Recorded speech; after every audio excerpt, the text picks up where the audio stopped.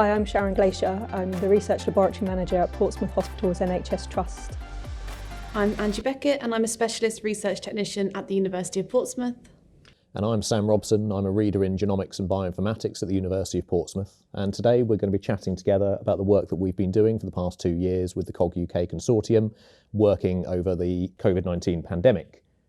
Sharon, what can you remember about how we started working on this project?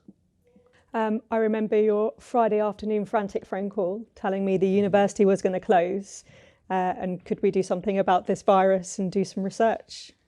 Yeah. And can I bring my stuff to your lab, please, before they lock you out?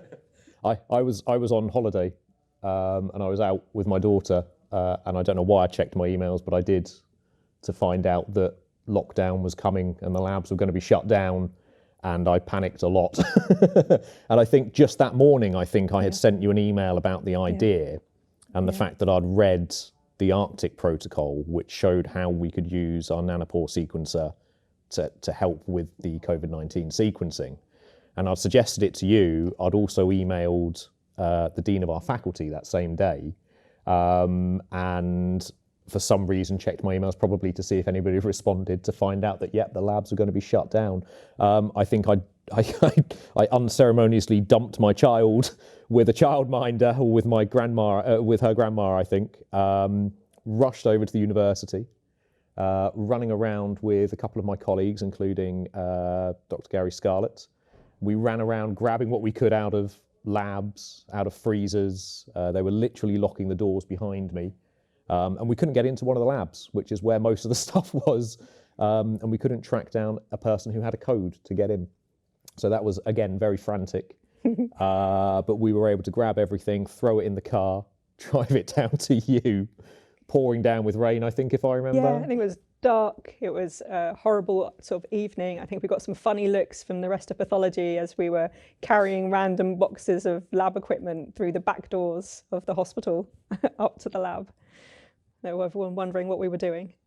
And it was very much we'll figure this out, because this was a Friday. This was Friday evening, probably about 6 o'clock in the evening by this point. And I think we just said, we'll sort this out with everybody later next week. And that's pretty much what we did. I think the following week we chased everybody up and said, so I guess we're doing this. Spoke to the Dean of the university. She gave us a bit of money. The university were able to provide some seed cord funding to get us going. And actually that was the same day, the Monday following was the same day Angie joined us.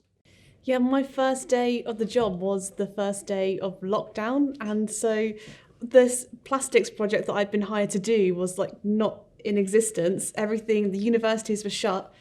And I was thinking, what am I going to do now? But luckily you messaged me and said maybe I could get involved with the COVID work at the hospital.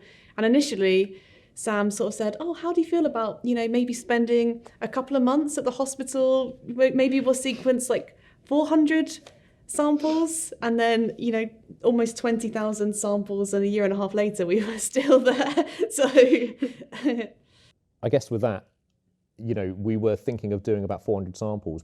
Can you remember what the idea was behind it? Why we were thinking that this would be really useful for the hospital?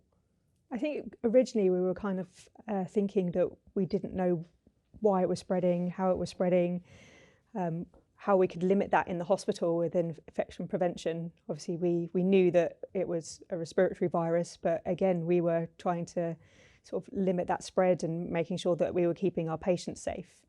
And obviously that putting those restrictions on patients at the beginning obviously was very, very hard. And so finding out anything that could help obviously drive those changes in the hospital, putting those sort of cleaning regimes and stuff in place to make sure that we were keeping our staff and our patients safe was a big sort of plus point, I think, that really solved the project idea to our Director of Research and the exec board. There was such little information about COVID at the time, wasn't there? And so it was quite daunting, actually, not knowing what to expect and what's going to happen and how we could control it. Yeah. My wife is a senior respiratory physiotherapist at the hospital and was obviously quite heavily involved in looking after patients. So I was getting it from multiple directions. I was seeing it from the research side, working with Sharon, but also from the patient side, and seeing the fact that really we really didn't know what this was or how to help people that were really suffering with it. So, you know, from my point of view, anything that I could do, I really felt that we've got the technology that can help with this. We really should. So, you know, when we started off, it literally was, you know, the three of us working with a MinIron.